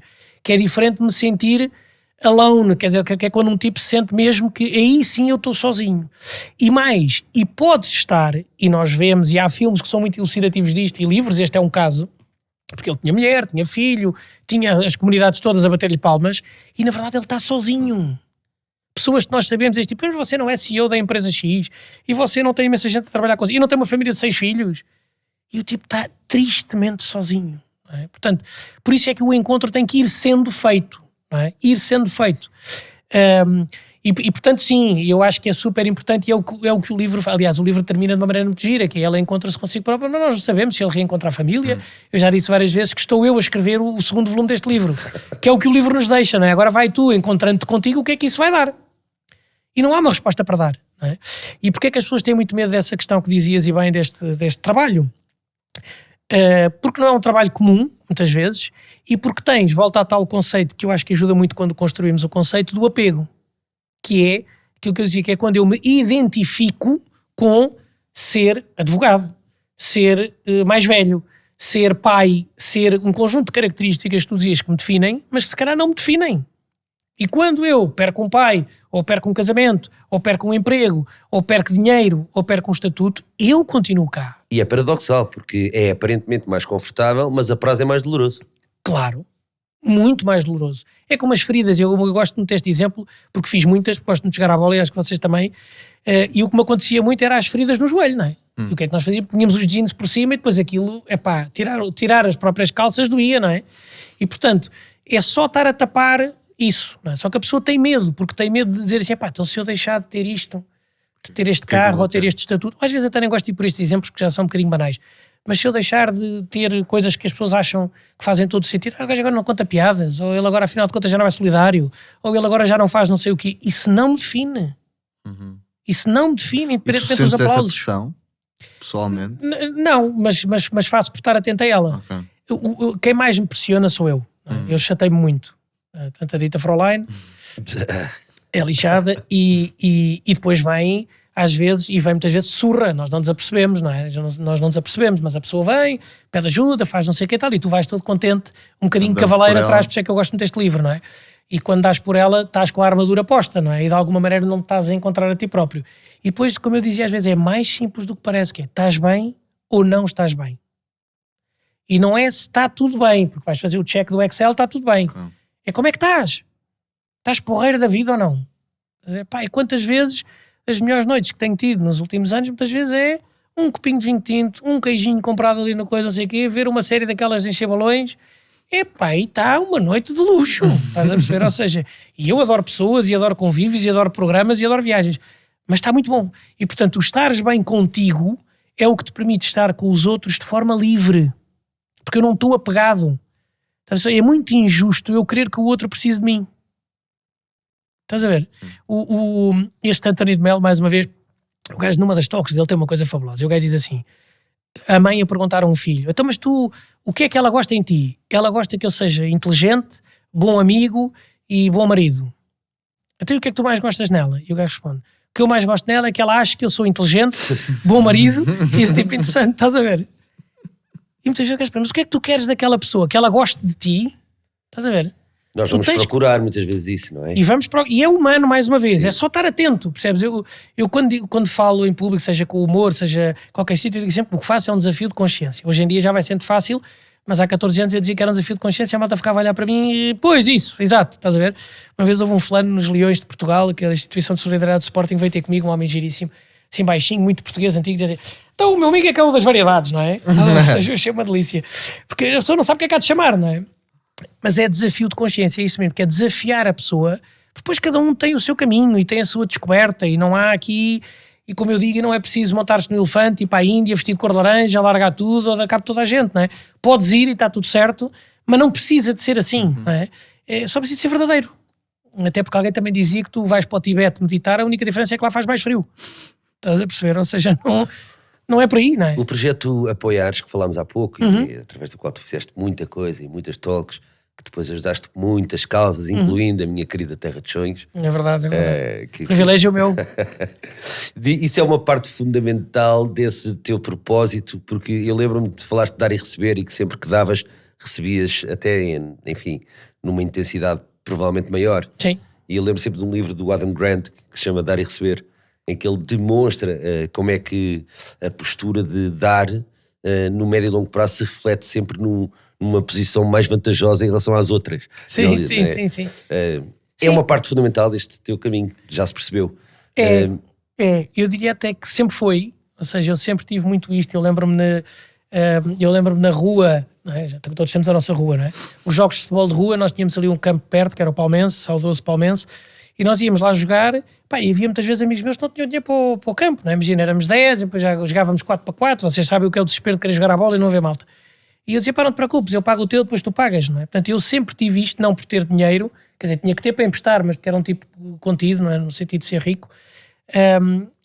Mas tinha isso e sempre estive disponível a ajudar. E quem diz esta coisa para jogar a bola, por isso é que eu não quero estar a falar do dinheiro, ou para vir a um jantar, ou para estar com os amigos, portanto, eu tive sempre muito este instinto de ir ter com o outro, não é?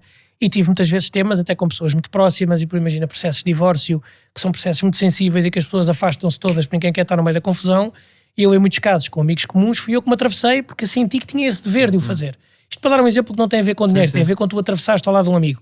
Ou uma pessoa que está com um problema de toxicodependência, ou com um problema de grave de coisas de saúde, o que for, e tu estás ao lado, não é? Quer dizer, ou seja, isso sempre foi muito o meu instinto, não é? Identificando, como falava há bocadinho com humildade, parte vinha desse ego de também querer ser agradador, porque todos também somos, não é? Temos que ter essa consciência, mas estava de facto, sempre teve muito na minha essência. E depois surgiu uma maneira muito gira, porque mais uma vez eu dizia o tempo, não é? Que é de repente acumulas o humor, a alegria que foste tendo, a estabilidade que a minha vida permitiu, depois o emprego, que é onde eu tinha o trabalho e que me dediquei muito ao trabalho, até esgotei-me várias vezes, como vos contei, muito dedicado ao trabalho, que me permitia ter ordenado. E depois a procura, precisamente por ter batido com a cabeça, a procura da profundidade. Permitiu-me começar a falar da profundidade, com o humor, construindo um modelo que foi para mim natural, que resulta desta história, e que as pessoas gostaram de o ver receber, e que me permitiu dá-lo ao mundo nesse sentido, não é? Ou seja, porque tinha o meu emprego, tinha a minha vida e tinha a minha hipoteca para pagar e a minha filha para educar, porque às vezes não tinha para dizer, o gajo não precisa, não faz falta, não. Fazia-me falta como faz, ainda hoje estou a pagar a hipoteca da casa, portanto eu tenho dívidas, não é? Neste sentido, e tenho responsabilidades. Mas é perceber que há a possibilidade de facto de entregar. E durante muito tempo esse projeto, o Apoiares, que era o meu avô que se chamava Augusto Poiares, por isso é que se chamava A Ponte Poiares, não é? Eu ia falar às empresas e obrigado Galp por apoiares a Terra dos Sonhos, ou as crianças de Santa Maria, ou por aí fora. E esse modelo era muito esse, era um conceito de retribuição. Porque às vezes as pessoas até diziam que generosidade, isso não é bem generosidade, é retribuir. É ter o privilégio grato de, com tanta coisa a agradecer, e que eu felizmente agradeço todos os dias. Aliás, eu saio de casa, digo sempre, ainda hoje, respiro fundo e faço vida boa. Só para lembrar, não é? Ou seja, porque normalmente a seguir a um suspiro vem um desespero, não é? Ai, aquele boi, estás a ver? Ou seja, o gajo está sempre chateado com alguma coisa. Manhã, basta entrar no carro. Como hoje de manhã que tinha o carro rebocado, não é? E portanto, em vez de começares por aí, e eu disse-te há bocado, olha, um exemplo giro. Eu tenho depois esta parte gira de rebocar o meu carro e vinha para aqui para ter convosco, que estava a atrasar-me e não queria, como é óbvio. Mas olho para isto e disse ao Duarte, mas felizmente foi rebocado. Porque podiam-me ter roubado, não é? Quer dizer, ou seja, não é minimizar a chatice, mas é pô-lo no sítio. Claro. E portanto, essa gratidão, e esse projeto fez parte disso, não é? Foi uma coisa muito gratificante para mim, teve um sentido. Ainda hoje tem, porque eu ainda hoje faço algumas talks que faço nesse modelo, outras faz parte da minha vida, diferente, mas muitas continuam a ajudar e ajudar as causas e a ir a muitos eventos de causas e coisas quando me chamam para jantares de angariação de fundos, para, enfim, e lá está, e é muito natural, e é pôr o teu dom, vamos usar assim, pôr o teu dom ao serviço. Tu percebes que é uma coisa que pode ser útil e que pode ajudar, embora e vamos fazer isso mesmo, não é? Onde nós nos conhecemos assim melhor, foi a partir da Academia Ubuntu, mas foi uma vez que te convidei para ires à prisão. Sim. Com a Reshape, falar lá numa sessão de graduação de um programa que tínhamos feito, e tu foste provavelmente a pessoa que lá foi com quem eu mais tempo passei ao telefone, acho que vem daí pelo menos um início de amizade. Sem dúvida. E tu ali que em 2 semanas terás visto os 10 filmes que eles viram ao longo de um ano. Exato. Leste 15 livros, ou seja, isto vem com um custo atrelado de tempo, não é? E só para também, que se as pessoas podem não saber e não é... porque também sei que não o fazes muito, mas quer dizer, este programa do Apoiares e deste tempo que dedicaste, tu angariaste mais de 600 mil euros para associações, não é? Sim. Ficaste com zero, como estavas a explicar. Portanto, é de uma retribuição enorme, mas ao mesmo tempo, quer dizer, não é só chegar lá, pegar no microfone e falar. Tu dedicas, há uma preparação muito séria, uma profundidade muito séria naquilo Sim. que fazes, os tais 100 livros que estavas a falar a ler. Sim. Portanto, como é que é esse processo e também o custo que isso pode ter ou não ter, não é? No sentido de como é que se integra isso na vida? Certo. Eu diria, é um investimento, não é um custo, é um investimento. E é de uma forma muito natural, porque é a forma como o projeto está concebido, não é? Ou seja, a arquitetura do projeto é essa. Isto é, eu fui chamado a dedicar-me a estas pessoas. É assim que eu sinto. E, portanto, eu quando vais fazer um desafio de consciência, por exemplo, mesmo em empresas, e aí foi talvez a mais difícil para mim, foi ir às prisões, porque eu falo com o humor do nosso dia-a-dia, tu falas do trânsito, do stress do dia-a-dia, do chefe que te chateia, as pessoas revêem-se nos temas, ou dos trabalhadores que não cumprem, não precisa ser o chefe, coitado. Seja o que for, mas tu não chegas a uma prisão e a falar às pessoas sobre o stress do dia-a-dia, o trânsito e o emprego, não é? Portanto, era preciso muito perceber quem são aquelas pessoas. E para mim, todas as partilhas que faço eu vou falar para quem? Porque eu digo sempre que é um desafio de pessoa para pessoas. E é um desafio partilhado. Eu nem digo que é uma palestra, costumo sempre dizer que é uma partilha, porque palestra vem do latim do palestrum, não é? Que significa o sítio onde se ensinava. Eu não vou ensinar, vou partilhar. Eu já andei neste caminho, caí ali, tropecei acolá, fiz aqui, são tópicos que deixo de reflexão. A lógica é esta. E, portanto, para isso eu preciso de perceber muitas pessoas. E quando tu me deste o privilégio, porque eu senti como tal, e até a honra de ser o último orador daquele evento, daquela formação que vocês deram durante vários meses, eu percebi que era importante fazer um apanhado disto tudo, não é? E perceber estas pessoas estão onde neste programa, percebes? Não é um tipo que vem de por cima advogado, de fatinho, de não sei o quê, porque é que este marmelo vem para aqui mandar bitites, percebes? Eu preciso, nessa minha forma, de estar ao lado dessas pessoas. Eu quero falar para ele, quero falar para o Frederico, quero falar para o Duarte, quer dizer, eu quero estar convosco, não é? E para isso preciso saber também onde é que vocês estão, quais são as dores que têm e os caminhos que vivem. E, portanto, eu dedico muitas horas mesmo. Eu não tenho uma única talk ou uma única partilha que seja igual à outra. Eu nunca tive. Nunca tive. Sim. Porque há temas que são, há anedotas que são, há frases e livros que citas, evidentemente. Mas é sempre para aquelas pessoas, porque eu só quero falar para aquelas pessoas. Percebes? E por isso muitas vezes eu até faço perguntas incómodas, às vezes nas empresas. Então, olha, as pessoas dizem, pronto, é isto e isto, e queremos passar isto, e queremos não sei o quê, motivar. Olha, então e como é que estamos do ponto de vista de ordenados? A malta tem tudo em dia, está tudo recebido, percebe? Os prémios estão bem. As pessoas até ficam meio incomodadas e dizem, não tem nada a ver com isso, só quer perceber o que é que aquela pessoa está a ouvir. Percebes? O que é que aconteceu recentemente na empresa? Vocês fizeram alguma fusão? Tem um novo chefe? Há um novo diretor? Estão em vias de ser adquiridos por outro? Adquiriram uma nova? Em que fase é que isto está? As pessoas estão como? É porque faz toda a diferença. Claro. Falares para um tipo que cumpriu objetivos, que está no topo e no sucesso, ou para uma empresa onde eu já fui várias vezes falar que foi adquirida por outra há pouco tempo e estão todos cheios de medo porque há uma redundância de cargos, não é? Que desafio tem estes e que desafio tem aqueles? Eu quero contribuir para esses desafios, não é? Portanto, isso dá-me sim muito trabalho, mas é um gozo e é um privilégio. Quer dizer, é um investimento, porque é isto para depois poder chegar onde eu quero, porque senão o produto não sai o que eu quero. Claro. Sai outra coisa, não quer dizer que não fosse bom, mas sai outra coisa. E eu quero que saia isto, quero que saia um desafio àquelas pessoas. Portanto, é inevitável, para fazer isto tem que ser com estes ingredientes. Portanto, por um lado, investimento, e por outro lado, perceber muito o retorno, não é, que tenho e que tiro deste tipo de coisas e perceber que só faz sentido ser assim. Não é? E, portanto, é um investimento e é também, para mim, uma aprendizagem. Não é? Não tem outra forma de ser que não seja com essa cumplicidade. Zé, privilégio é isto. Privilégio é isto e eu acho que ficávamos aqui, enfim, horas e horas e horas. Tu és daquelas pessoas que permite longas e longas conversas de ir fundo e não a fundo. Exato. Mas acho que o Duarte, eu sei que tem um desafio para te lançar, um último desafio na área do humor. Disse no início, não sei se foste pensando já no que é que nos queres contar. Eu tenho outro desafio, portanto, se calhar começamos com o Duarte. Não, pá, se estiveres à vontade, acho que quer dizer, as pessoas podem procurar por ti, mas pode ser uma repetida qualquer, eu rio-me sempre. E, portanto, olha, se não for para as pessoas, é para mim, eu só te tenho a agradecer. Assim, deixa-me pensar o que é que... Pá, se conseguires meter propósito lá no meio, estou a brincar. Se der para ser de propósito. Sim, não, eu acho que, deixa ver, ocorre-me uma que, aliás, e tu também já ouviste, mas é de facto uma anedota que eu gosto muito, mas é uma anedota lá está, num Alentejo, estávamos falando do Alentejo, e de um homem a quem a família comprou um gato lá para casa. Epá, mas ele não gostava do gato, não queria lá o bicho. Agora quer cá o bicho em casa? Pá, o bicho enfarilha-se nas calças, tem a samar todas rasgadas, os tapetes todos deitados abaixo, não quer cá o bicho. E a mulher dizia-lhe, Duarte, não sejas assim, pá, as gatas gostam tanto da gatinha, do gatinho. Não quero, chapor, mas quem é que manda cá em casa? Agarra o bicho para o cachaço, vai à porta de casa, tira o bicho para fora, o bicho todo eriçado. O gajo volta outra vez, entra em casa, senta-se no sofá, tem uma mesinha de madeira escura com um napão branco feito para a senhora sua sogra, onde ele põe logo as botifarras cheias de lama em cima, e tem um televisor daqueles à antiga com umas ripas de plástico a imitar madeira assim sob o comprido, e tem um ecrã com uma bochazinha verde, mas os ecrãs tinham uma bocha verde para fora, e tinha um tampo em cima. Como eu costumo dizer, a gente hoje em dia dizer aos gatos que dá para pôr coisas em cima da televisão, os gatos não percebem o que é que a gente está a dizer, que em cima da televisão não cabe nada, não é? No nosso tempo cabia.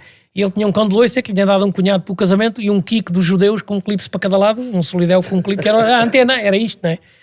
Pai, quando o gajo se senta, o gato já está a entrar a antena e o cão de loiça, e o gajo, tu já estás aqui outra vez. O gajo agarra no bicho, vai até ao fundo da rua, tira o gato lá para trás, o bicho, estou a dizer isso, o gajo volta outra vez, vai para se sentar, está lá o sofá, se amarelo como o vosso do Archie Bunker, lembras-te do sofá do Archie Bunker, com as nalguinhas marcadas, está lá o gato já, o gajo, também já estás aqui outra vez. O gajo apanha o gato aqui para o maxilar, mete-o dentro da carrinha, vai até ao fim da vila, que no fundo é o letreiro da vila, mas tem um traço encarnado, quer dizer que acabou. Chega lá vai o bicho outra vez, o gajo diz, travando mão, porta de casa, vai para entrar, está lá o gatinho já. O gajo, pá, já não estou a ouvir bem, pá. O gajo agarra no gato, mete o gato dentro de um saco preto, mete o saco dentro da carrinha, o gajo vai serra de osso acima, esquerda, direita, e vai para cima, vai para baixo, passa para lá, passa para outro, chega ali uma curva, passa para o Gouveia de São Paulo, passa outra vez para o Gouveia, vai ao restaurante, chega ali uma curva, agarra no saco, vai o saco para trás das dinheiras, acabou-se, não há mais gato para ninguém. Bem, envolvido este sossego todo era de noite, não é? Quando o gajo chega ali a um cruzamento, para a carrinha, o gajo vai olhar para a esquerda e para a direita, saca do telemóvel, estou sim, Maria, sim, sou eu. Olha, o gato já chegou, já, tu diz ao gajo que venha buscar que eu estou perdido, faz O que tem mais graça é a tua forma de contar. Bem, as onomatopeias são brilhantes. Que maravilha. Enfim, esta história, e eu costumo contar esta história várias vezes precisamente por isto, que é de só termos a noção que é humano andarmos muitas vezes perdidos, percebes? E andamos muitas vezes atrás do gato. E isso é só humano, até nos devia gerar compaixão uns pelos outros e por nós próprios, e perceber que pode ser um desafio fascinante se não tivermos presa à armadura. Até numa andota tu consegues tirar, não é, uma ilação inspiradora, caramba. Olha, e o meu desafio é te aprendes exatamente com uma coisa que eu acho que tu fazes melhor que ninguém. Ok. Que é, eu acho que tu tens vários talentos, como já vimos aqui, mas este é realmente um grande talento, que é os wrap-ups, esta coisa dos apanhados. Sim, e o desafio, isto não foi planeado, portanto tu não sabias, certo. Vou confiar na tua capacidade de improviso, aliás, nem Eduardo sabia, ele está a olhar para mim, nós não combinámos isto. Faz-me um wrap-up deste episódio. Um wrap-up deste episódio? Então, um wrap-up deste episódio, eu diria, enfim, gratidão, amizade, acolhimento, profundidade, partilha, repto. Gratidão porque comecei por agradecer o dia, mesmo com o carro rebocado, comecei por agradecer não ter sido roubado. Acolhimento, sinto muito acolhido por vocês dois, muito acolhido mesmo, a expressão é mesmo essa, é uma expressão que eu gosto. Cumplicidade, porque foi uma conversa cúmplice, foi uma conversa onde tudo o que partilhei convosco e as perguntas que me fizeram foram perguntas de intimidade, que eu gosto, e que permitiram isto, a tal cumplicidade, a tal partilha, sentirmos despidos ao pé uns dos outros, não é? Porque é giro, porque estar nu não é a mesma coisa que estar despido. Estar nu é estar puro. Estar despido parece que me falta qualquer coisa, não é? E sentir que não falta, porque estamos mesmo nisto, não é? E portanto essa cumplicidade, a amizade, que acho que é muito isto, e o repto, porque com isto também quisemos deixar um desafio às pessoas para nesse caminho, e que é o que vocês querem com tudo isto, procurarmos este propósito, procurá-lo de propósito e com propósito, não é? Porque a própria procura tem isso, não é? E acho que daquilo que aqui falámos e das perguntas que vocês me colocaram, veio um bocadinho esta lógica toda, não é? Portanto, o ser, que estavas a dizer, esta ideia do ser, que é a relação que tenho com aquilo que tenho, não é? E depois o IFAN que tu falaste, no sentido do tira-se o IFAN, cabe-me a mim fazer, não é? Não é faz-se ou resolve-se, é cabe-me a mim fazer esse trabalho. E perceber que esse trabalho é um trabalho que leva tempo, o tal tempo divino, não é? E que nesse tempo divino a vida muitas vezes nos poda como estávamos a dizer há bocado, porque nos corta muita coisa que nós achávamos que queríamos, mas como tu recordaste a frase que eu costumo dizer de bem, que não é o que nós queremos, é o que nós precisamos, não é? E que muitas vezes as tais adversidades que precisamos são as que nos fazem superar e sobretudo pôr em perspectiva um conjunto de coisas que eu falava aqui dos KPIs, não é? Que no fundo são Key Purpose Indicators e não Key Performance Indicators. Não é ter uma boa performance para uma coisa que vai para um caminho errado, é ter um bom propósito, não é? É um indicador do meu propósito ou não. E aqui falámos sobre a paz de espírito ser esse indicador máximo e que se pode encontrá-la nas coisas simples, num trabalho que precisa de ser feito e que dá trabalho e sobretudo que implica escolhas, que foi outro dos temas que aqui falámos, não é? Implica a escolha de querer fazer isso, de querer procurar isso, por isso lá está, de ter propósito nisto, para encontrar esse propósito. Que é nesse propósito que encontramos paz, é nesse propósito que nos encontramos uns aos outros, porque nem de propósito, o propósito é encontrarmos uns com os outros. Agora perceberam porque é que este senhor é tão bom. Não, eu vou mesmo bater. Muito obrigado. Muito obrigado. Muito obrigado. Obrigado, foi ótimo. Pedro. Obrigado. Felicidades por este programa. Esta foi mais uma conversa de propósito, com propósito e a propósito, que teve a sonoplastia de Tomás Ferreira, edição de Fábio Rebelo e grafismo de João Giada, com apoio e patrocínio da Tail House e música de Mariana Bobon. Pode ouvir e ver-nos em qualquer plataforma de podcasts.